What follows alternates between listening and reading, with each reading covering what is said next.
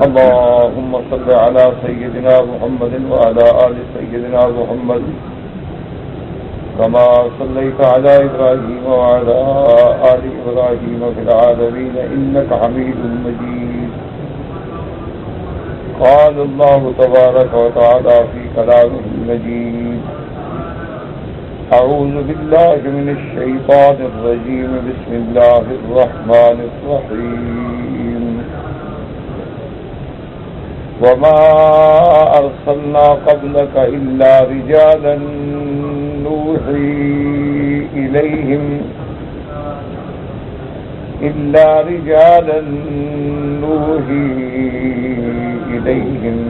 فاسألوا أهل الذكر إن كنتم لا تعلمون. وما جعلناهم جسدا لا يأكلون الطعام وما كانوا خالدين. ثم صدقناهم الوعد فأنجيناهم ومن نشاء وأهلكنا المسرفين. قال المؤلف الفصل رحمه الله تعالى: أدام النفع بعلومه وعلومكم في الدارين آمين. إلى أن قال: يقول تعالى رادا على من أنكر بئسة الرسل من البشر: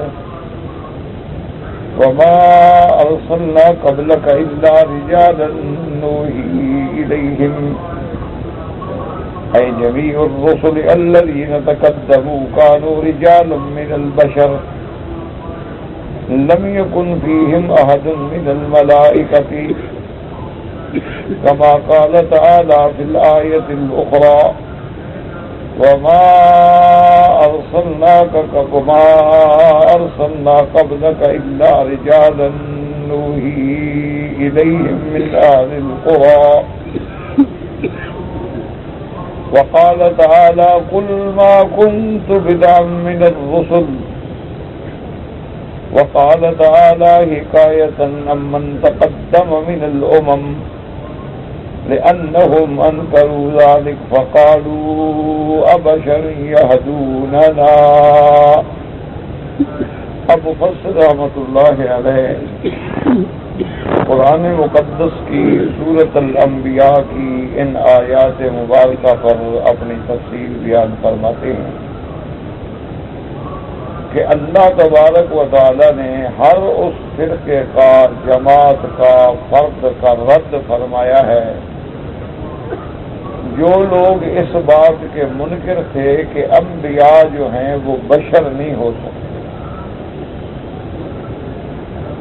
اور یہ مسئلہ آج سے نہیں ہے بلکہ امم سابقہ اور سالفہ سے چلا آ رہا ہے کہ جب بھی ان کے پاس اللہ نے پیغمبر بھیجے، نبی بھیجے، تو ان قوموں نے سب سے پہلے یہی بات کی کہ تم ہماری طرح انسان ہو، بشر یہدوننا، تم بندے ہو، ہماری طرح انسان ہو، بشر ہو، اب تم ہمیں ہدایت دینے کے لیے آ گئے. اسی لیے اللہ تبارک و تعالیٰ نے سورۃ یاسین میں جو ہر مسلمان تقریباً پڑھتا ہے اور اکثر مسلمانوں کو سورۃ یاسین یاد بھی ہوتی ہے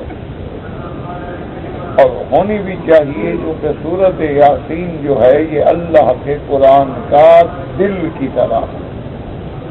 یعنی جیسے انسان میں سب سے اہم چیز دل ہے، اسی طرح اللہ کا کلام تو سارا اہم ہے، لیکن اس میں سورۃ یاسین کی مثال ایسے ہے جیسے دل ہو قرآن. تو اس میں بھی اللہ پاک نے ذکر فرمایا ہے کہ جب ہم نے رسول بھیجے،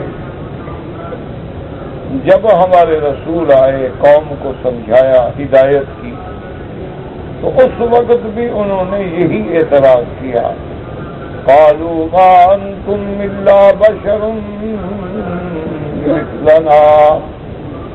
وما انزل الرحمن من شيء ان انتم الا تكذبون. انہوں نے بھی یہی اشکال کیا کہ تم تو ہماری طرح انسان ہو، تم پر اللہ نے کوئی وحی نہیں اتارا، بلکہ نعوذ باللہ تم نبوت کا جھوٹا دعویٰ کر رہے ہو. تو اس وقت بھی یہی اعتراض ہے. تو اصل بات سمجھیں کہ اللہ پاک نے جو مخلوقات پیدا فرمائی ہیں، ایک مخلوق تو وہ ہے جس کو اللہ نے نور سے پیدا کیا ہے، وہ ملائکہ. اللہ کے فرشتے جو ہیں وہ نور سے پیدا کیے گئے. اور ایک مخلوق وہ ہے جس کو اللہ نے آگ سے پیدا کیا ہے، وہ جن ہیں.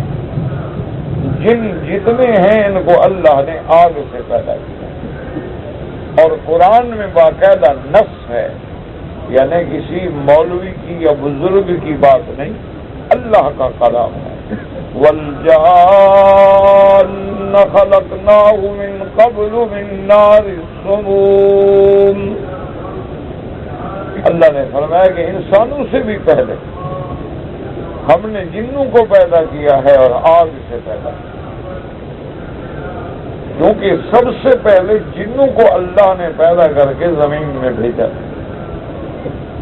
تو بہرحال یعنی جنات کو اللہ نے نار سے پیدا کیا، فرشتوں کو اللہ نے نور سے پیدا کیا.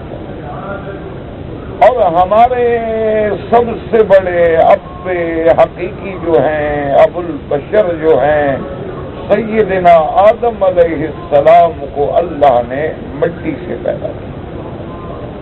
معنی یہ ہے کہ مٹی جو ہے وہ جزو اعظم ہے، یہ نہیں کہ صرف مٹی تھی، اس میں پانی بھی تھا، مٹی بھی تھی. اس میں اللہ تبارک و تعالی نے اثرات ہوائیہ بھی رکھے تھے اور اثرات ناریہ بھی رکھے تھے، جس کو اربع عناصر کہا جاتا ہے. کہ انسان جو ہے وہ اربع عناصر سے مرکب ہے، جس میں ہوا بھی ہے، مٹی بھی ہے، پانی بھی ہے، آگ بھی ہے. اسی طرح انسان میں جیسے عناصر اربع ہیں، اسی طرح پھر اللہ نے ہر بندے میں اخلاق اربع رکھے، یعنی اس کے اخلاق جو ہیں، خلط جو ہیں، وہ بھی 4 ہیں.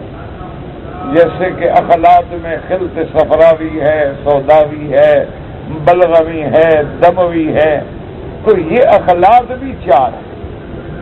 اور انہی عناصر و اخلاق کے اثرات ہیں جو انسانوں پہ ظاہر ہوتے ہیں. اس لیے آپ دیکھتے ہیں کہ بعض انسانوں میں غصہ زیادہ ہوتا ہے تو گویا ان کی خلط سوداوی یا دموی جو ہے وہ تیز ہے. اسی طرح بعض انسانوں میں غصہ کم ہوتا ہے. اسی طرح بعض انسانوں میں یعنی بڑی خیالات میں بلندیاں ہوتی ہیں، اور بعض انسانوں میں بالکل خیالات میں پستی ہوتی ہے اور کم تری کا شکار ہوتے ہیں، کیونکہ ان عناصر کا بھی اثر ہے. لیکن جزو اعظم جو ہے وہ تراب ہے، مٹی ہے. اس لیے اللہ نے اس کو بھی قرآن میں واضح فرما دیا کہ اللہ نے آدم علیہ السلام کو پیدا فرمایا، خلقہ من تراب، اللہ نے اس کو مٹی سے پیدا فرمایا. اسی طرح ابلیس نے بھی یہی اعتراض کیا تھا کہ انا خیر منہ خلقتنی من نار وخلقتہ من طین، کہ میں آدم سے بہتر ہوں کیونکہ آپ نے مجھے آگ سے، اور آگ روشن ہے، آگ بلند ہونے والی چیز ہے، اور آگ جو ہے وہ علامت حیات ہے، یعنی حرارت ہوگی تو زندگی ہوگی. جب حرارت بدن میں ختم ہو گئی تو بندہ مر گیا. تو گویا کہ آگ جو ہے وہ حرارت ہے، اور حرارت سے حرکت ہے. جب حرارت ہی نہیں تو حرکت بھی ختم ہو گئی. اور تمام دنیا کی آپ دیکھیں مشینری ہے، جہاز ہیں، جو چیزیں ہیں، گاڑیاں ہیں، موٹر، سب آگ سے چلیں گی، اسٹیم بنے گا تو چلیں گی۔ اب وہ آگ چاہے پیٹرول سے بنائیں، چاہے اس کو گیس سے بنائیں، چاہے اس کو ڈیزل سے بنائیں، لیکن بنے گی ضرور۔ تو اس لیے ابلیس کو ایک حسد اور کبر آ گیا کہ آدم علیہ السلام کو تو آپ نے مٹی سے پیدا فرمایا۔ تو اب اچھی طرح سمجھ لیں کہ ملائکہ نوری مخلوق ہے، جن ناری مخلوق ہے، اور انسان جو ہے وہ خاکی مخلوق ہے جس کو اللہ نے مٹی سے پیدا فرمایا۔ اب اللہ نے اس دنیا کو جو آباد فرمایا تو اس میں حضرت آدم کو بھیجا، بی بی حوا کو حضرت آدم کی ذل ایسر سے پیدا فرمایا، پھر آدم کی آگے اللہ نے اولاد کو بڑھایا، اسی سے پھر یہ عالم آباد ہوا۔ آدم علیہ السلام نے ہی ان کو زندگی میں رہنے کے، بود باش کے، کھانے پینے کے، کاشت کے، ضروریات کے سارے تقاضے سمجھائے، اور اس طرح اللہ کی مخلوق بڑھتی گئی بڑھتی گئی بڑھتی گئی۔ تو اب ضرورت یہ ہے کہ مکلف جو ہیں وہ انسان ہے یا جن ہے۔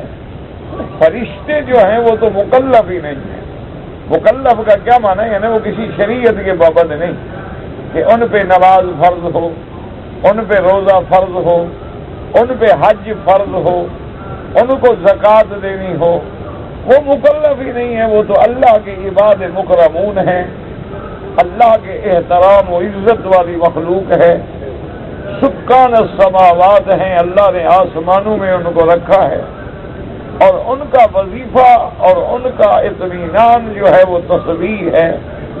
اسی لیے صحیح حدیث مبارک میں آتا ہے کہ میرے آقا رحمت دو عالم سیدنا محمد رسول اللہ صلی اللہ علیہ وسلم اپنے صحابہ کے جلب میں بیٹھے تھے، اور آپ نے یکدم ایسے آسمانوں کی طرف نظر اٹھائی، اور اس کے بعد حضور نے فرمایا اتت السماء وحق لها ان تئت۔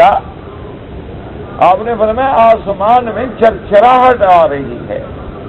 چرچراہٹ کا معنی یہ ہوتا ہے کہ آپ دیکھیں نا اونٹ میں پلان رکھتے ہیں، وزن زیادہ ہو تو اس لکڑی میں چرچراہٹ پیدا ہوتی۔ تو حضور نے فرمایا کہ آسمانوں میں بھی چرچراہٹ پیدا ہو رہی ہے، اس لیے کہ آسمانوں میں بڑا بوجھ ہے۔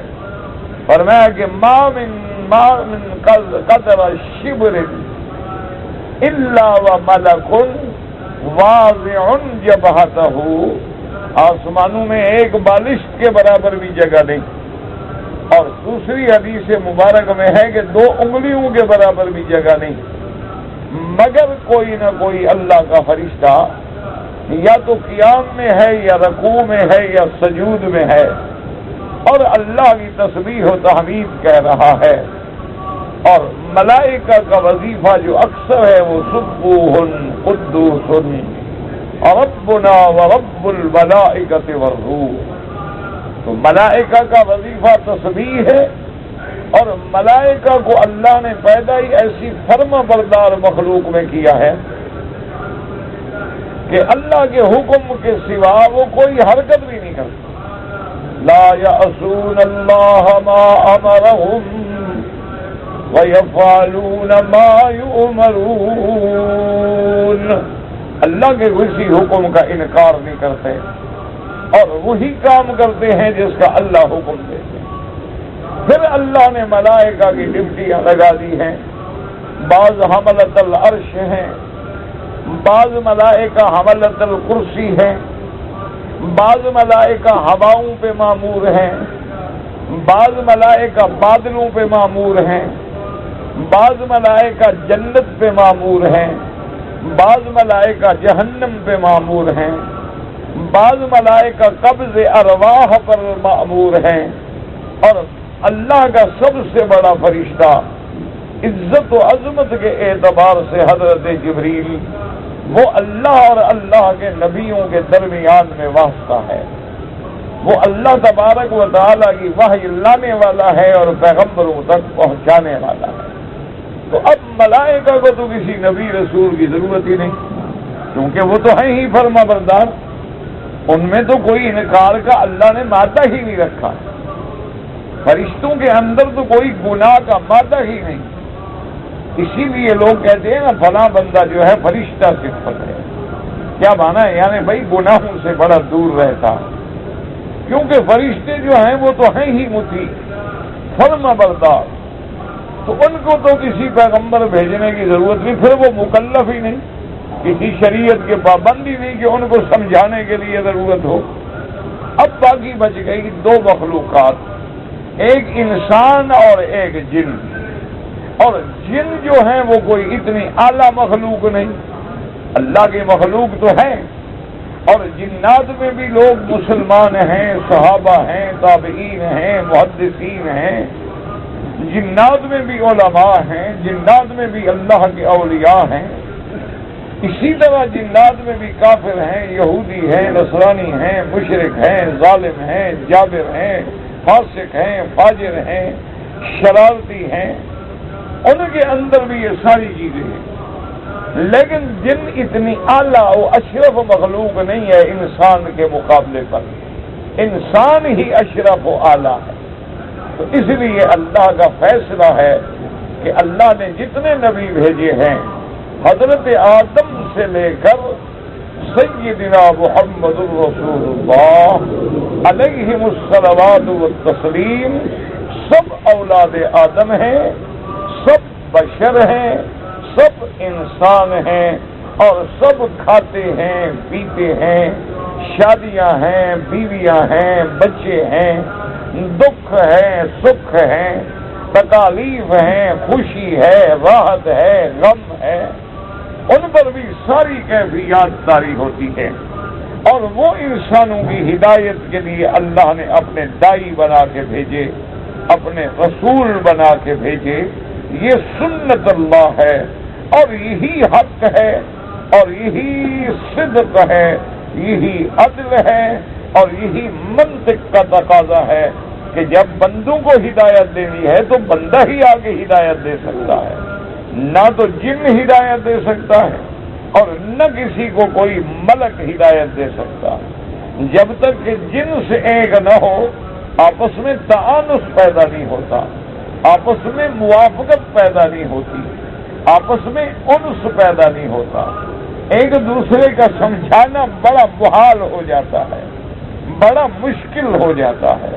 اب دیکھو نا، اگر اللہ کا فرشتہ نبی ہو اور اللہ کے فرشتے تو کھانے سے پاک ہیں، وہ کہیں جناب روزہ رکھو، تو آگے امت تو کہے گی جناب آپ کو تو بھوک لگتی نہیں نا، آپ کو تو پتہ ہی نہیں کہ بھوک کیا ہوتی ہے، آپ نے تو کبھی فاقہ نہیں کیا ہے، آپ کو علم ہی نہیں ہے، آپ اس لیے کہتے ہیں کہ روزہ رکھو۔ لیکن پیغمبر کی شان یہ ہے کہ جب خندق کھودی جا رہی ہے مدینے کی حفاظت کے لیے، تو صحابہ نے کپڑے اٹھا کے حضور کو اپنی حالت دکھلائی کہ یا رسول اللہ اب اتنا بھوک ہے، اتنا فاقہ ہے، اور پتھر کی کھدائی ہے کہ ہم نے اپنے پیٹ کو اور آنتوں کو سیدھا کرنے کے لیے یہاں پتھروں کی چاٹیاں باندھ رکھی ہیں۔ تو حضور نے فرفع ثوبہ، حضور نے بھی اپنا قمیص اٹھایا تو حضور نے 2 پتھر باندھے۔ حضور صلی اللہ علیہ وسلم نے آپ نے فرمایا کہ تم نے 1 پتھر باندھا ہے، میں اللہ کا نبی ہو کر بھی 2 پتھر باندھے کھڑا ہوں۔ تو اب صحابہ مطمئن ہو گئے، انہوں نے کہا جو ہم پہ گزر رہی ہے وہی اللہ کے نبی پہ گزر رہی ہے، جو تکلیف ہم برداشت کر رہے ہیں اس سے زیادہ تو خود حضور صلی اللہ علیہ وسلم برداشت کرو۔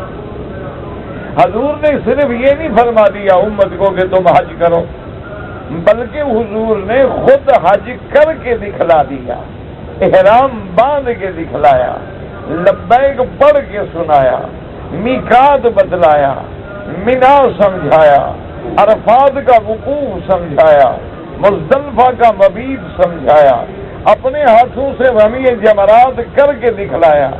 ورنہ آج کل جیسے ہمارے لوگوں کے نئے عقل ہیں ماشاءاللہ، یہ تو کہتے مولوی بے وقوف ہیں، ہم سے پتھر مروا رہے ہیں۔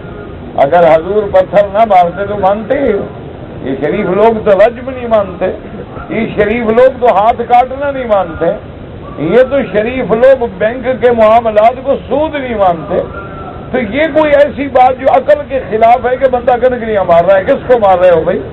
نہ کوئی شیطان سامنے ہے، نہ وہاں شیطان بندہ ہوا ہے، بلکہ ایک مٹی کا ایک ستون ہے، پتھر جڑے ہوئے ہیں، اور وہ بھی ہم نے بنایا ہے۔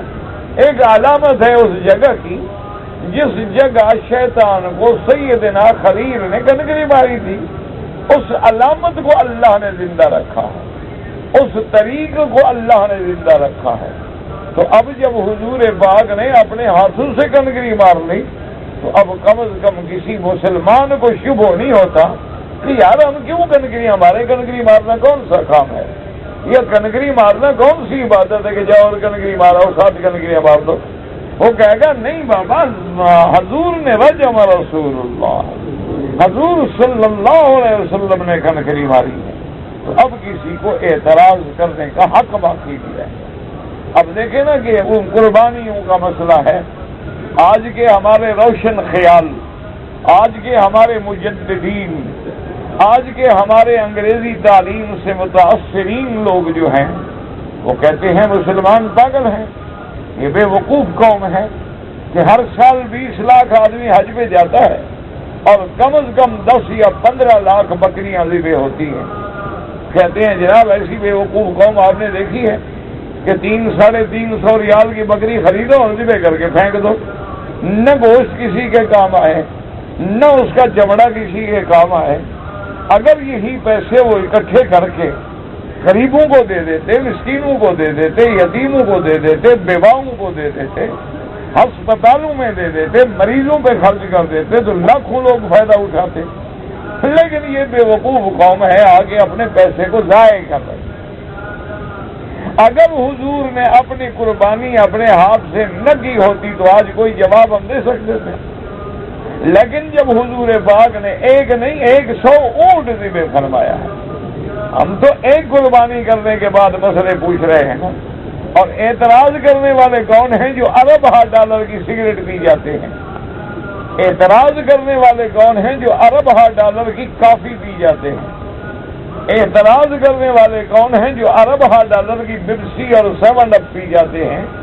ان کو وہاں کوئی اعتراض نظر نہیں آتا، وہاں ان کو پیسے کا ضیاع بھی نظر نہیں آتا، وہاں ان کو اسراف بھی نظر نہیں آتا کہ بھائی سگریٹ نہیں پیو گے تو کوئی بندہ مر تو نہیں جائے گا اور فائدہ ہوگا، الٹا بیماریوں سے بچ جائے گا، اور یہی پیسے تم ہسپتالوں کو دے دو۔ کافی نہیں پیو گے تو مر تو نہیں جائے گا بندہ، چائے نہیں پیو گے تو بندہ مر تو نہیں جائے گا، تم روشن خیال اگر بسنت نہیں مناؤ گے، پتنگ نہیں اڑاؤ گے تو بندہ مر تو نہیں جائے گا۔ تو یہی اربوں روپے تم غریبوں کو دے دو، یتیموں کو دے دو، بیواؤں کو دے دو، وہاں بات نہیں کریں گے۔ صرف مقصد اعتراض اسلام کے خلاف ہے۔ اب اگر اس گوشت کا ہم انتظام نہیں کرتے تو ہمارا قصور ہے، ورنہ تو یہ قربانی رکھی ہی اس لیے گئی تھی کہ غریب جن کو سارا سال گوشت نہیں ملتا کم از کم ایک دن تو گوشت کھا لے، کم از کم 4 دن تو ان کو گوشت میسر آ جائے۔ اب موجودہ حکومت نے، اللہ ان کو جزائے خیر دے، انہوں نے انتظام کیا ہے، باقاعدہ سرکاری مسلخ ہیں، سرکاری مذبح ہیں، اور جو بھی جانور ذبح ہوتا ہے فوری طور پر صاف کر کے ان کے گوشت کو فریز کر کے ہوائی جہازوں سے غریب ملکوں کو بھیج دیا جاتا ہے، جہاں لوگ بھوک سے مر رہے ہیں، جہاں لوگ کھانے کو ترستے ہیں۔ اب اللہ کا شکر ہے کہ تقریباً 80% ضائع نہیں ہوتا، 20% کا جو ضیاع ہے اس کے لیے بھی ہر سال انتظامات بڑھائے جا رہے ہیں، انتظامات کیے جا رہے ہیں۔ تو اصل یہ اسلام کا قصور تو نہیں ہے، اصل تو ہمارے استعمال کا قصور ہے۔ اور آپ حیران ہوں گے، آپ اپنے ملک میں دیکھ لیں کہ صرف قربانی کے کھالوں سے 1-2 نہیں کہتا، ہزاروں مدرسے ہیں جن کا ذریعہ ہی صرف یہی ہوتا ہے، ہزاروں غریب ہیں جن کا ذریعہ ہی یہی ہوتا ہے کہ ان کو سال میں اتنی کھالیں مل جاتی ہیں کہ وہ سال میں اپنا گزارا کر لیتے ہیں، اس سال میں اپنے مدرسوں کو چلا لیتے ہیں، اپنے غریب بچوں کو اور طلباء کو خرچہ دے دیتے ہیں۔ لیکن ہمارے پاس سب سے بڑی دلیل کیا ہے کہ حضور صلی اللہ علیہ وسلم نے خود عمل کر کے دکھایا ہے۔ تو اس لیے یاد رکھیں کہ اللہ نے جتنے پیغمبر بھیجے، جتنے نبی بھیجے، جتنے رسول بھیجے، اولو العزم من الرسل بھیجے، تمام کے تمام انسان ہیں، تمام کے تمام بشر ہیں، تمام کے تمام ولد آدم ہیں، اور تمام کے تمام اللہ کے بندے ہیں، ان کے والدین ہیں، انہوں نے اپنی والدہ کے بدن میں قرار پکڑا ہے، انہوں نے اپنی والدہ کا دودھ پیا ہے، اسی طرح ان پہ بچپن گزرا ہے، اسی طرح ان پہ جوانی آئی ہے، اسی طرح ان پہ شباب آیا ہے، اسی طرح ان پہ بڑھاپا آیا ہے، اسی طرح انہیں غصہ بھی آتا ہے، اسی طرح انہیں کسی سے محبت بھی ہوتی ہے۔ اس لیے میرے پاک نبی نے رحمت دو عالم نے بڑی واضح فرما دی، اپنے صحابہ کو فرمایا کہ خیال رکھا کرو، انما انا بشر، کہ میں انسان ہوں، اغضب کما تغضبون، مجھے بھی غصہ آتا ہے جیسے تمہیں غصہ آتا ہے، اگر مجھے کبھی غصہ آ جائے تو برداشت کیا کرو، انسا کما تنسون، میں بھی بھول جاتا ہوں جیسے تم بھول جاتے ہو، کیوں انما انا بشر، میں انسان ہوں، میں بشر ہوں۔ بی بی عائشہ صدیقہ رضی اللہ تعالی عنہا سے پوچھا گیا، صحابہ نے پوچھا کہ عائشہ اما امہات المومنین، جب حضور گھر میں آتے ہیں تو آپ کا شغل کیا ہوتا ہے؟ بی بی عائشہ مسکرا دی، فرمایا انہو بشر من البشر، محمد مصطفیٰ بھی تو انسان ہے، وہ جب گھر میں آتے ہیں کبھی ہماری مدد کر دیتے ہیں، کبھی آگ جلانے میں مدد کر دیتے ہیں، کبھی اپنے کپڑے کو خود ٹانکا لگا دیتے ہیں، کبھی اپنے گھر کے کپڑوں کو ٹھیک کر دیتے ہیں، کیوں انہو بشر، کہ وہ انسان ہیں، وہ بشر ہیں، ان کی بھی ضروریات ہیں، ان کے بھی تقاضائے حیات ہیں۔ اس لیے ایک بات یاد رکھ لیں کہ یہ مسئلہ نص سے ثابت ہے، قرآن سے ثابت ہے، احادیث صحیحہ سے ثابت ہے، دلائل عقل سے ثابت ہے، دلائل نقل سے ثابت ہے۔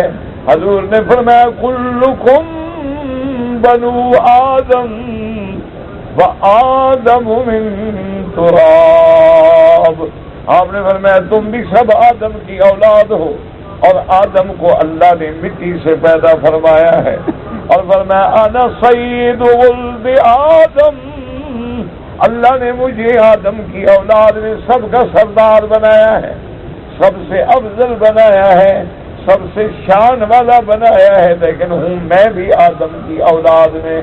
اس لیے میرے محبوب فرماتے ہیں کہ لیلۃ المعراج، جب میں معراج کی رات گیا، میری حضرت آدم سے ملاقات ہوئی، میں نے جبریل سے پوچھا کہ کون ہے؟ انہوں نے کہا ابو کا آدم، انہوں نے کہا میرے بدری یہ آپ کے ابا حضرت آدم ہیں، آپ آگے بڑھ کے سلام کریں اپنے ابا پر۔ حضور فرماتے ہیں میں نے سلام کیا، حضرت آدم نے فرمایا وعلیک السلام بالابن الصالح والنبی الصالح، میں اپنے بیٹے کو سلام کہتا ہوں۔ حضور فرماتی ہیں کہ پھر میں 7ویں آسمان پہ پہنچا، فرماتی ہیں میں نے وہاں ایک گھر بنا ہوا دیکھا، اور اس گھر کے ساتھ پشت لگا کے، فرماتے ہیں میں نے دیکھا کہ ایک انسان، ایک بندہ بیٹھا ہے، کعبے کو ٹیک لگا کے پشت سے بیٹھے ہیں، اور حضور نے فرمایا ان کے سینے مبارک تک ان کی داڑھی ہے، فرمایا ان کا جمال، ان کا حسن میں کیا بیان کروں۔ صحابہ کو حضور نے فرمایا وہ اتنا خوبصورت ہے، اتنا جمال ہے کہ میں کیا بیان کروں۔ فرمایا یشبہ صاحبکم، تم یہ سمجھ لو کہ ان کی شکل جو تھی وہ مجھ سے بالکل ملتی جلتی تھی، یعنی میری شکل ان سے مل رہی تھی، ان کی شکل مجھ سے مل رہی تھی۔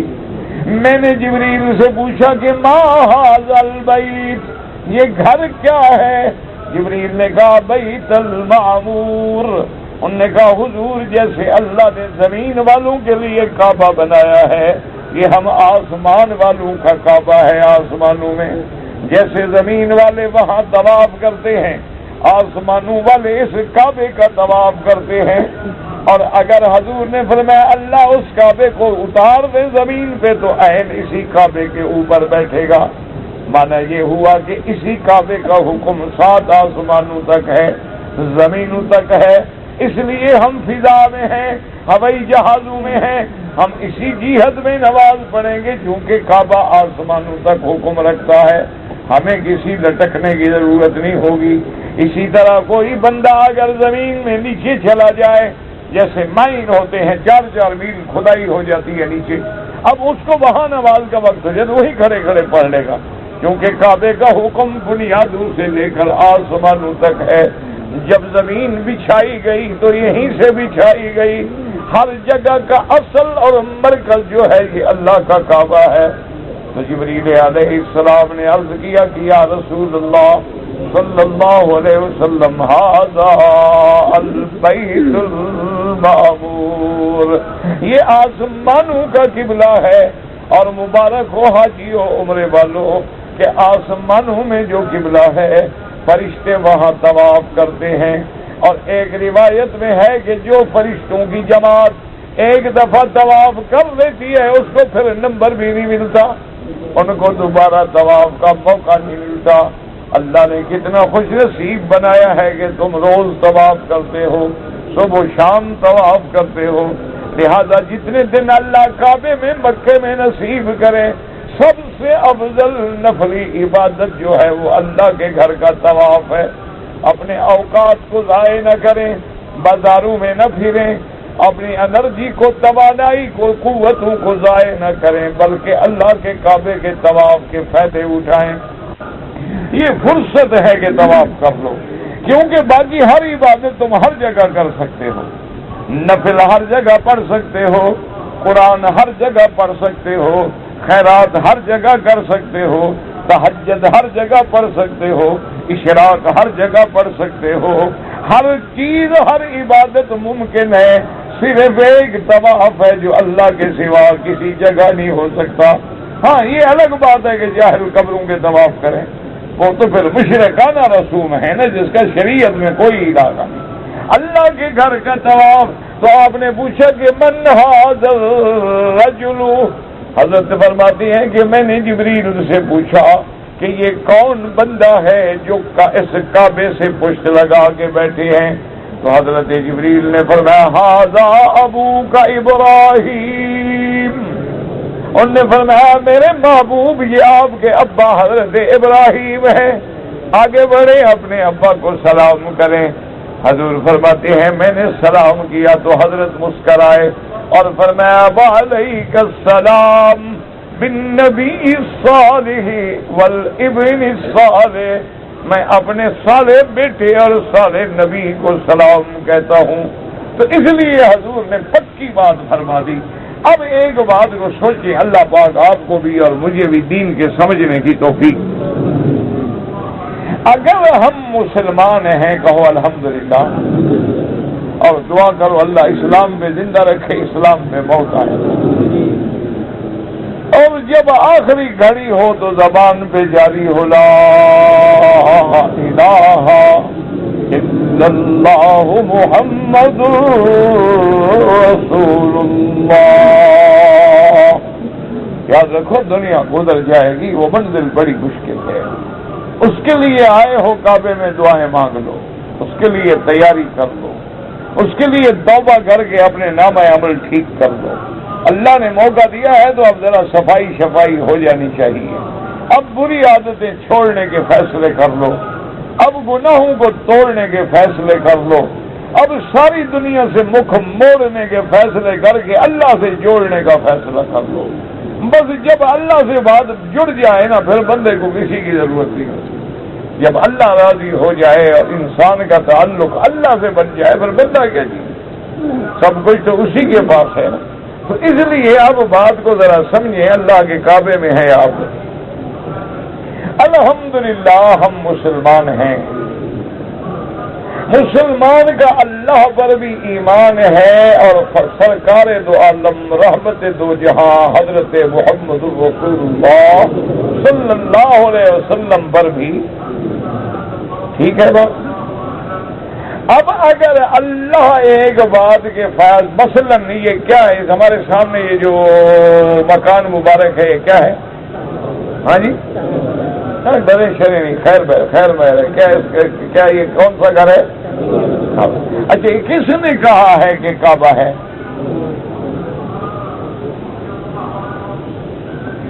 پتہ نہیں کدھر ہو کعبہ؟ ہاں جی پتہ نہیں کعبہ مدینہ شریف میں ہو، ادھر نہیں ہے، پیران پیر کے پاس ہو ادھر بھی نہیں، ساون شریف ادھر بھی نہیں ہے، پھر داتا صاحب کے پاس ضرور ہوگا۔ تو اس کعبے کو کس نے کعبہ کہا ہے؟ اچھا اللہ نے کہہ دیا یہ کیا ہے؟ فرمایا ہدیم بالغ الکعبہ، فرما دیا ولیطوفوا بالبیت العتیق۔ تو اللہ نے فرمایا یہ کعبہ ہے، اور میرے مدنی پاک نے کیا فرمایا؟ فرمایا واللہ انک لخیر ارض اللہ، فرمایا مجھے اللہ کی قسم ہے ساری دنیا کی زمین میں سب سے بہتر زمین تو ہے، اور سب سے زیادہ محبوب بھی مجھے تو ہے۔ اگر میری قوم مجھے مجبور کر کے نہ نکالتی تو محمد تجھے چھوڑ کے کبھی نہ جاتا۔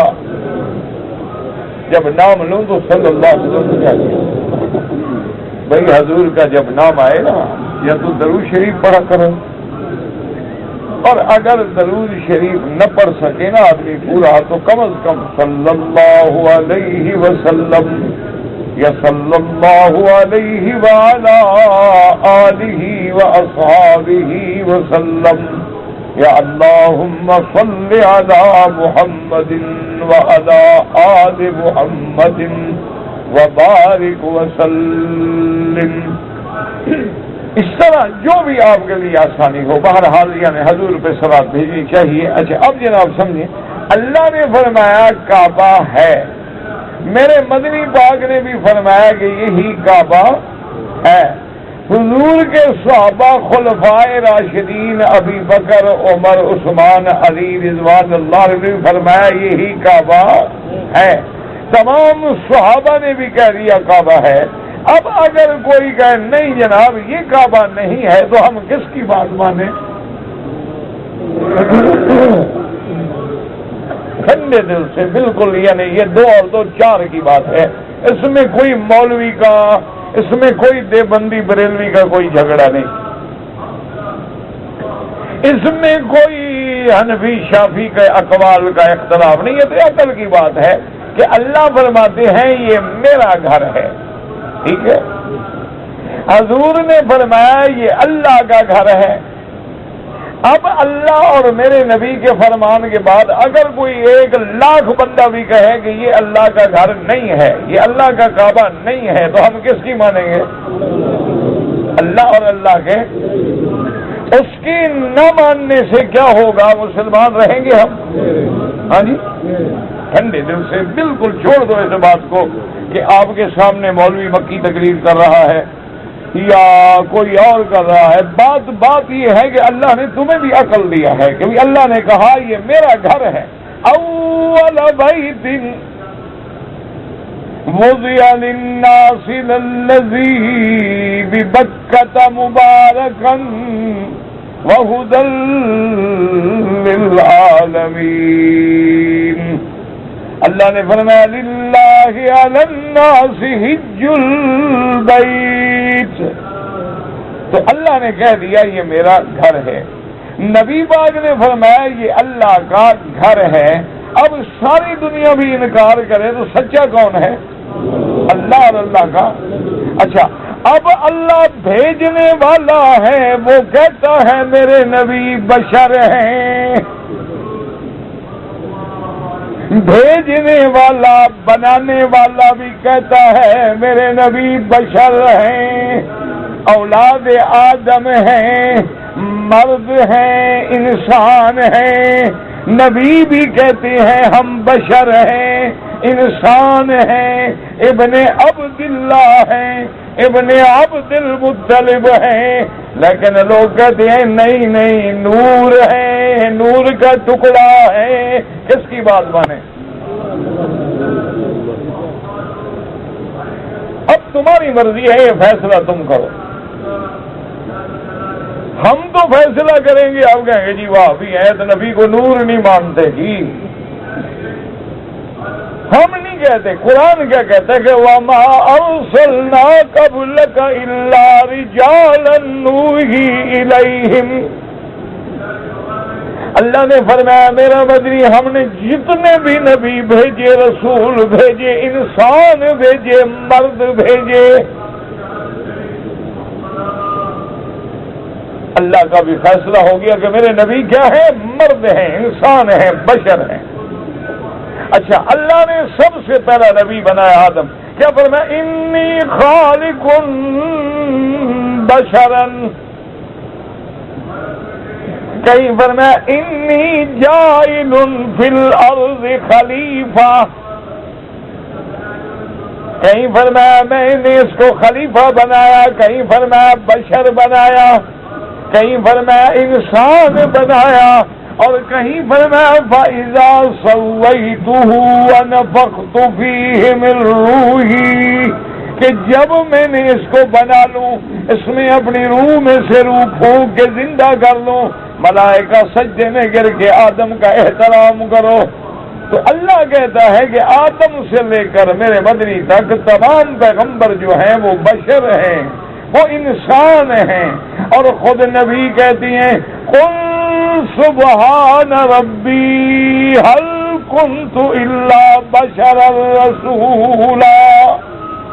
اللہ فرماتے ہیں میرے مدنی اعلان کرو انما انا بشر مثلکم یوحی الی، کہ اے لوگوں میں بشر ہوں، تمہاری طرح انسان ہوں، تمہاری طرح میں پیدا ہوا ہوں، لیکن اللہ نے میری شان اونچی کر دی کہ وحی بھیج کے نبی بنا دیا ہے۔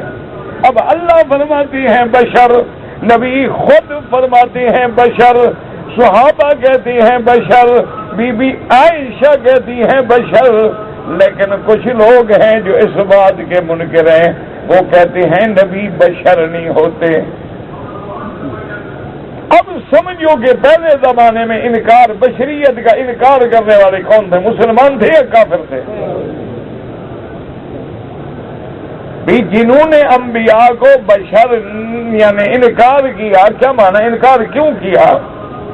بس یہ تھوڑی سی ایک فلسفہ ہے، اللہ کرے کہ دماغوں میں بیٹھ جائے، تمہارے عقیدے اللہ ٹھیک کر دیں، کہ پہلے لوگ یہ کہتے تھے، مثلا ابو جہل اینڈ کمپنی یہ کہتی تھی کہ محمد مصطفیٰ بشر ہیں، نبی نہیں ہیں۔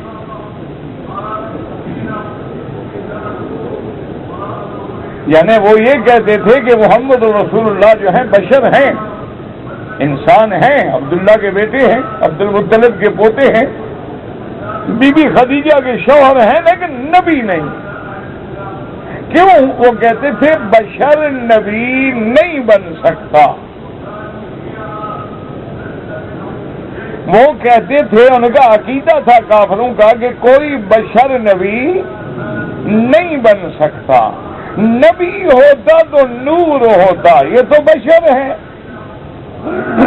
اور بشر نبی نہیں بن سکتا ہے۔ اب جناب آپ ذرا غور فرما لیں، چھوڑ دیں مولویوں کی باتوں کو۔ ابو جہل کہتا ہے محمد مصطفیٰ بشر ہیں لیکن نبی نہیں ہیں۔ ہمارا جاہل کہتا ہے نہ، نبی تو ہیں لیکن بشر نہیں ہیں۔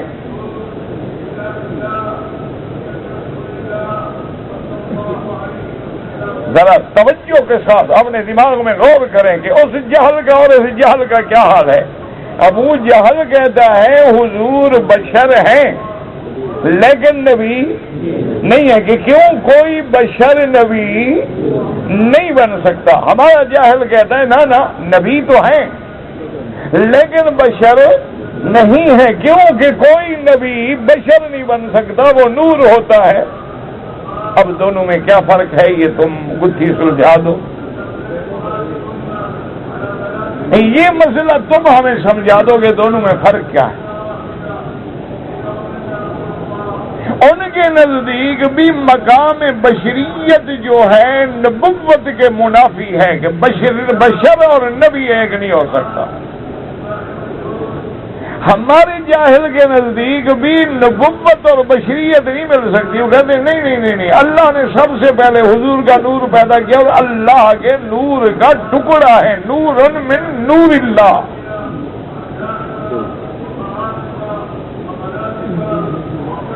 اب جناب دونوں میں کیا فرق ہے، اس کو آپ خود سمجھنے کی کوشش کریں، کوئی حل کریں۔ اب آگے بات کو سمجھیں، ایک مسئلے کو سمجھیں کہ ایک ہے جن سے نور ہونا، وہ نبی نہیں ہوتے، نبی جن سے بشر ہیں۔ ایک ہوتا ہے نور بمعنی ہدایت، جیسے قرآن نور ہے، اللہ نے فرمایا میرا قرآن جو ہے نور ہے۔ اب اندھیرے میں تو آپ پڑھ نہیں سکتے تو نور کیسے ہوا؟ معنی یہ ہے کہ جیسے نور میں ہمیں ٹھوکر نہیں لگتی، ہمیں گڑا نظر آ جاتا ہے، کانٹا نظر آ جاتا ہے، اندھیرے میں نظر نہیں آتا ہے۔ جب ہم قرآن پڑھیں گے ہمیں پتہ لگ جائے گا یہ توحید ہے، یہ شرک ہے، یہ حق ہے، یہ باطل ہے، یہ حلال ہے، یہ حرام ہے۔ تو قرآن روشن ہو گیا، نور ہو گیا، اس کی وجہ سے ہمیں روشنی مل گئی۔ اس لیے اللہ نے فرمایا قرآن جو ہے وہ نور ہے۔ اس طرح اگر کوئی سمجھے کہ انبیاء بھی نور ہیں، ہمیں راستہ دکھانے والے ہیں، ہمیں ہدایت کرنے والے ہیں، ہمیں کفر و شرک کی اندھیریوں سے نکالنے والے ہیں، اس لیے ہم ادب سے کہہ دیتے ہیں کہ وہ نور ہیں، یہ الگ بات ہے۔ لیکن جنس نور سے ماننے سے، جنس بشریت کے انکار کرنے سے اللہ کا بھی انکار ہے، قرآن کا بھی انکار ہے، خود محمد مصطفیٰ کا بھی انکار ہے، اور پھر سب سے بڑی بات یہ ہے کہ شریعت کی تمام عمارت جو ہے وہ اسی ایک مسئلے پہ کھڑی ہے۔ ہم بشریت کا انکار کریں گے تو پھر حضور کے بیٹوں کا بھی کیوں؟ نور کے بیٹے ہوتے ہیں؟ جبریل کے کتنے بیٹے ہیں پتہ نہیں ہے، کسی پیر نے بھی نہیں بتلایا آج تک آپ کو کبھی جبریل علیہ السلام کے اتنا بیٹے ہیں، کیا اس کو تویز نہیں ملا ہوگا نا ابھی بیٹوں کا؟ اچھا چلو جبریل بڑا آدمی ہے، میکائیل کے کتنے بیٹے ہیں؟ اس کے بھی نہیں ہیں۔ اسرافیل کے؟ اچھا اسرائیل سے تو آپ کا ٹاکرا رہتا ہے نا، روزانہ کسی نہ کسی گھر پہنچا ہوا ہے نا روح نکالنے کے لیے، اس سے تو ملاقات ہوگی، اس کو تو پتا ہوگا اس کے کتنے بچے بچیاں ہیں۔ اچھا جبریل کی بیوی ہے، نور کی بیوی ہوتی ہے، بیٹے بیٹیاں ہوتی ہیں نہیں ہوتی ہیں؟ تو اگر ہم نے نبی کو نور مان لیا تو حضور کے بیٹے، حضور کی بیٹیاں، حضور کی بیویاں، حضور کی والدہ، حضور کے والد، آپ کے دادا، آپ کے چچا، چچا زاد بھائی، ان کا رشتہ کس سے جوڑیں؟ نور کے تو ہوتے نہیں۔ تو نتیجہ کیا نکلے گا کہ اہل بیت نبی ختم، اور جب اہل بیت ہی ختم ہو جائیں گے اور نبی تو نور ہے، نور کی اولاد نہیں ہوتی تو یہ سید کہاں سے آ گئے؟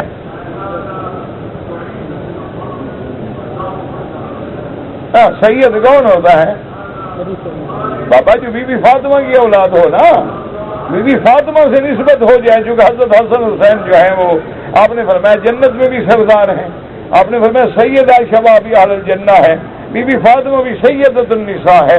حضور کے کوئی لڑکا تو زندہ ہی نہیں رہا نا، حضور کے بعد آپ کی بیٹیاں ہیں، اور سب سے زیادہ شرف اور عزت ملی بی بی فاطمہ کو، تو لہذا جو حضور کی بیٹی سے جا کے نسبت جڑے گی، حضرت حسن سے جڑے، حضرت حسین سے جڑے، حضرت علی سے جڑے، کوئی حسنی کہلائے، کوئی حسینی کہلائے، کوئی علوی کہلائے، کوئی فاطمی کہلائے، تو سید وہی بنیں گے۔ تو جب نبی نور ہے، نبی کی تو اولاد ہی نہیں تو سید، تو پیروں کو تم نہیں مانتے یا وہابی نہیں مانتے؟ ہم تو ان کی نسل ہی ختم کر رہے ہو، ان کے باپ دادے کا انکار کر رہے ہو۔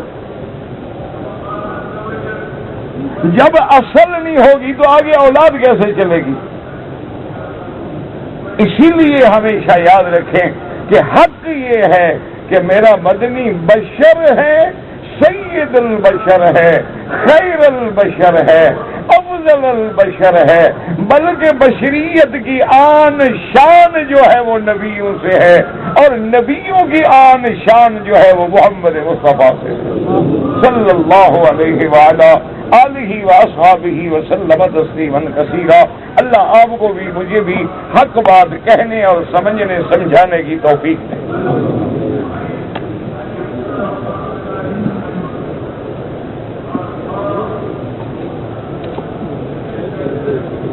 کہتے ہیں جی کہ ہم لوگ طواف کرواتے ہیں اور لوگوں سے طواف کروانے کے پیسے لیتے ہیں۔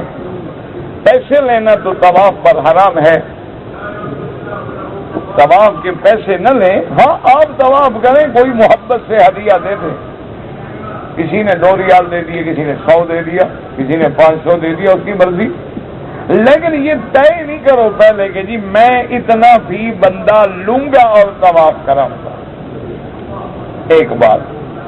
دوسری بات یہ ہے میرا بھائی کہ طواف اتنی آسان عبادت ہے کہ ہمیں اس میں کسی دعائیں پڑھانے والے کی ضرورت ہی نہیں ہے، بلکہ یہ دعائیں پڑھانا اور کتاب اٹھانا اور اس کی دعائیں پڑھنا یہ خالص بدعت ہے۔ طواف کا معنی ہی یہ ہے کہ حجر اسود کے سامنے آئے، بسم اللہ اللہ اکبر وللہ الحمد کہہ کے چل پڑے، 7 چکر لگائیں، طواف پورا ہو گیا، چاہے ایک لفظ بھی نہ پڑے تیرا طواف ہو گیا۔ طواف ان 7 چکروں کا نام ہے، 7 وظیفے پڑھنے کا نام نہیں ہے۔ ہاں افضل یہ ہے کہ جو میرے نبی نے پڑھا ہے سبحان اللہ والحمدللہ لا الہ الا اللہ اللہ اکبر، یہ حضور پاک نے پڑھا ہے، اور حضور چاہتے تو طواف میں سارا قرآن ختم کر دیتے، لیکن حضور پاک نے اپنی امت پہ مہربانی کی، ایسے کلمات پڑھے کہ قیامت تک کوئی عربی ہے، اجمی ہے، بوڑھا ہے، جاہل ہے، پڑھا لکھا ہے، سبحان اللہ تو سب کو آتا ہے نا۔ تو لہذا اصل طواف یہ ہے کہ تم درود شریف پڑھو، کلمہ شریف پڑھو، جس میں تیرا دل لگے۔ یہ نہیں کہ ایک آدمی عربی کی دعائیں مانگ رہا ہے، تمہیں پتہ ہی نہیں کہ دعا کیا ہے، وہ کیا کہہ رہا ہے، کیا مانگ رہا ہے، تو ایسی دعا مانگنے کا کوئی فائدہ نہیں ہوتا۔ اس لیے میرا بھائی بہرحال اگر آپ کسی کو طواف کرائیں گے اور آپ کی نیت بھی طواف کی ہوگی تو آپ کا طواف بھی ہو جائے گا۔ جیسے آپ حج بدل کریں گے تو آپ کو بھی پورا حج ملے گا، اور جس کے لیے کریں گے اس کو بھی پورا حج ملے گا۔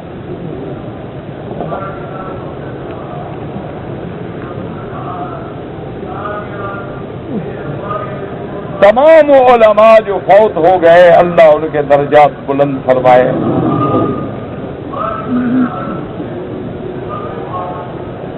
جو لوگ 5 مہینے سے یہاں ہیں، مکہ مکرمہ میں ہیں، 5 مہینے چھوڑو، جو لوگ رمضان المبارک سے بھی یہاں ہیں ان کا حج افراد ہوگا، حج مفرد، صرف حج، ان پر حج کی بکری واجب نہیں ہوگی، اللہ پیسے دے تو 100 کر دو۔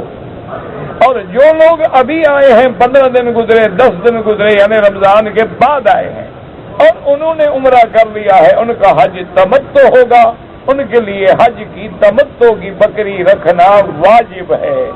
اگر غریب ہیں نہیں رکھ سکتے تو کوئی مسئلہ نہیں، آپ ایسا کریں کہ یکم ذی الحج کو روزے شروع کر دیں، 3 روزے رکھ لیں، یکم 2 3 کو، 3 4 5 جو بھی رکھیں، 7 روزے حج کے بعد رکھ لیں، بکری رکھنے کی ضرورت نہیں ہے۔ 3 ایام فی الحج و7 اذا رجعتم تلک عشرۃ کاملہ، یہ تو قرآن کا مسئلہ ہے، کوئی ایسی بات ہے ہی نہیں۔ کہتے جی کہ وتر واجب ہیں، امام ابو حنیفہ رحمۃ اللہ علیہ کے نزدیک واجب ہیں، باقی ائمہ کے نزدیک سنت ہیں۔ 3 رکعت ملا کے پڑھیں جائز ہیں، 2 پہ جو سلام پھیر کے پڑھتے ہیں وہ بھی جائز ہیں۔ خدا کے لیے اب حضور کی امت کو ان چھوٹے چھوٹے مسئلوں میں نہ لڑائیں، ضرورت ہے کہ امت کو جوڑیں، ملائیں، عقیدے ٹھیک کریں، اور اسلام کی حقانیت کے لیے کام کریں۔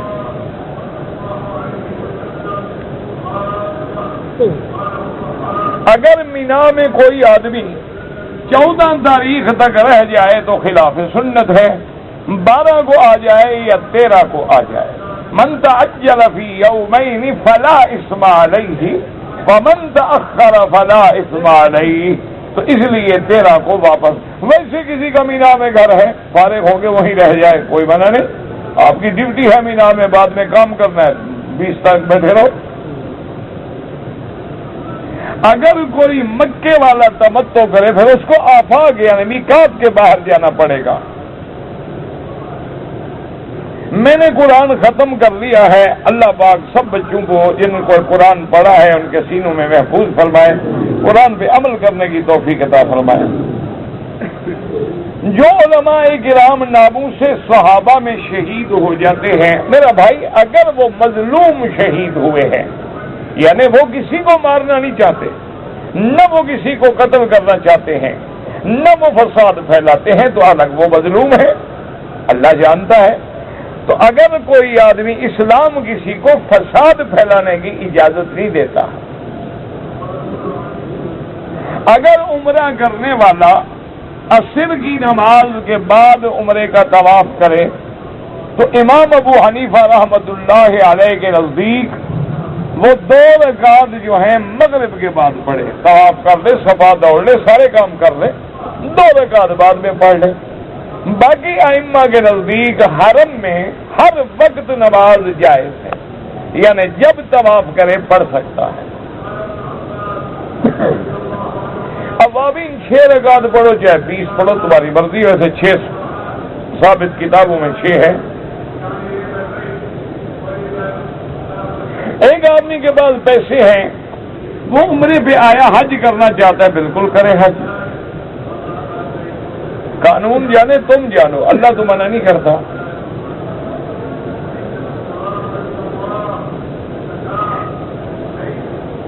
ایک عورت جو ہے عمرے کی نیت سے پاکستان سے آئی، لیکن ایام حیض ہونے کی وجہ سے وہاں سے احرام نہیں باندھا، مکے میں آ گئی، پاک ہونے کے بعد مسجد عائشہ سے احرام باندھ کے عمرہ کیا، لیکن دم تو پڑ گئی کہ میقات سے بغیر احرام کے گزر گئی۔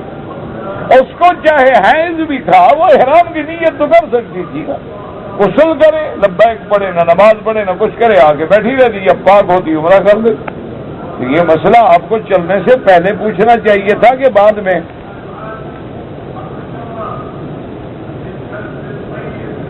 آپ اپنے بھائی کا حج بدل کرنا چاہتے ہیں، بالکل کریں۔ نماز میں اشارہ کرنا، اشارہ نہیں ہے وہ تو بسم اللہ لا اشہد اللہ الہ الا اللہ، یہ سنت ہے کہ غیر اللہ کی نفی ہو، اللہ کی ذات کا اثبات ہو۔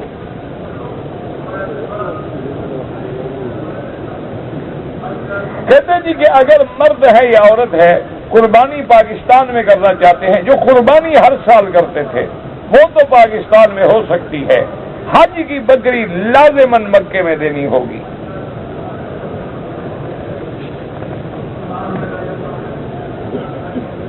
عشاء سے پہلے والی 2 رکعت پڑھنا چھوٹ گیا، کوئی بات نہیں، عشاء سے پہلے 2 رکعت سنت غیر مؤکدہ ہے، پڑھ لیتے ثواب ہے، نہیں پڑھا کوئی بات نہیں۔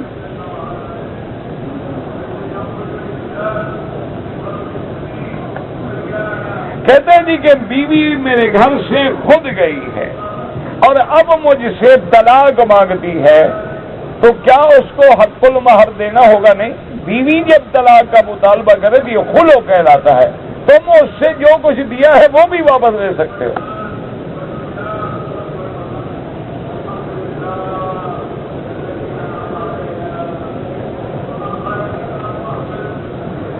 دوران طواف اگر کسی نے نہ طواف چھوڑ دیا اور حتیم میں جا کے 2 رکعت پڑھنے لگ گیا، نہیں، پھر طواف شروع کرے، پورا کرے۔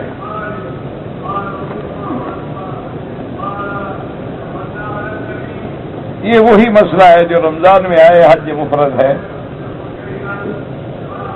میں نے 2 رکعت نفل پڑھنے کی منت مانی تھی، بعد میں نے 2 کے بجائے 4 رکعت پڑھ لی، کوئی بات نہیں، ٹھیک ہو گیا، کوئی مسئلہ نہیں، چلو 2 انت والی ہو گئی، 2 زیادہ ہو گئی، کوئی بات نہیں۔ عصر نماز سے پہلے اگر پڑھنا چاہو تو 4 رکعت سنت پڑھ سکتے ہیں۔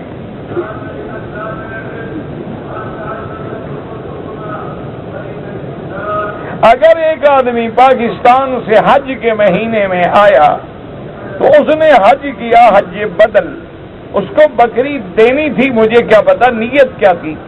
اگر نیت حج مفرد کی تھی تو کوئی بکری نہیں، اگر اس نے عمرہ کر کے احرام کھول دیا تھا پھر حج کا باندھا تھا تمتع ہو گیا، بکری ضروری تھی۔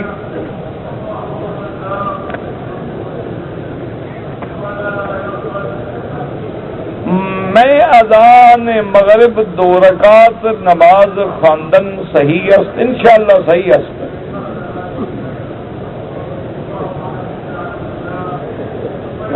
زبان من یار من فارسی و من فارسی نمی دانم۔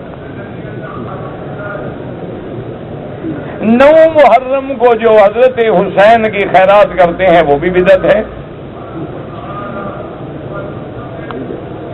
حرم میں جو خادم کام کرتے ہیں، بعض لوگ آ کر ان کو پیسے دے دیتے ہیں، وہ لے لیں، بالکل لے لیں، کون سا بیچارے غریب لوگ ہیں، 400 ریال تنخواہ ہے۔ سب سے زیادہ مستحق میں کہتا ہوں یہی لوگ ہیں جو حرم میں کام کر رہے ہیں، نہ ہاتھ پھیلاتے ہیں نہ سوال کرتے ہیں، حرم کی صفائی کر رہے ہیں اور بڑی غریبانہ تنخواہ ہے بیچاروں کی۔ میرے خیال میں یہ تو عبادت کے لیے اتنا ڈیوٹی کرتے ہیں، اللہ جزائے خیر دے، کہ کوئی بندہ تصور بھی نہیں کر سکتا۔ بارش ہے تو لگے ہوئے ہیں، اندھیری ہے تو لگے ہوئے ہیں۔ یہ لوگ تو سب سے زیادہ مستحق ہیں تیری امداد کے، جو مانگتے ہیں ان کو تو دینا ہی نہیں چاہیے۔ حضور صلی اللہ علیہ وسلم کی مسجد مبارک کی نیت کریں۔ آخری زمانے کی سب سے بڑی نشانیاں کئی ہیں، دجال کا آنا بھی بڑی نشانی ہے، خروج دابہ بھی بڑی نشانی ہے، خروج یاجوج ماجوج بھی بڑی نشانی ہے، نزول عیسیٰ ابن مریم بھی بڑی نشانی ہے۔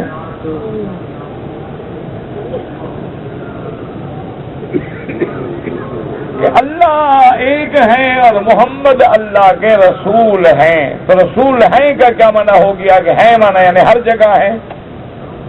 کلمہ عربی کا فیصلہ اردو کا، ماشاءاللہ۔ ابو البشر آدم علیہ السلام کی کنیت ہے، لیکن ہمارے بنگالی بھائی بھی بہت ہوتے ہیں ابو البشر، ان کو بھی شوق ہے نا، ان کے بھی 40-50 بچے تو ہوتے ہیں۔ ایک آدمی کے 40-45، اب تو ماشاءاللہ ہمارے ملک میں بھی ترقی ہو گئی، کب پرسوں اخبار میں تھا ایک آدمی کے 45 بچے ہیں۔ اگر بیوی کو ماہواری آئی، 7 دن پورے نہیں ہوئے تھے، مجھے بہرحال اس کی عادت 3 دن تھی، 7 دن گزر گئے، بس ٹھیک ہے، پاک ہو گئی۔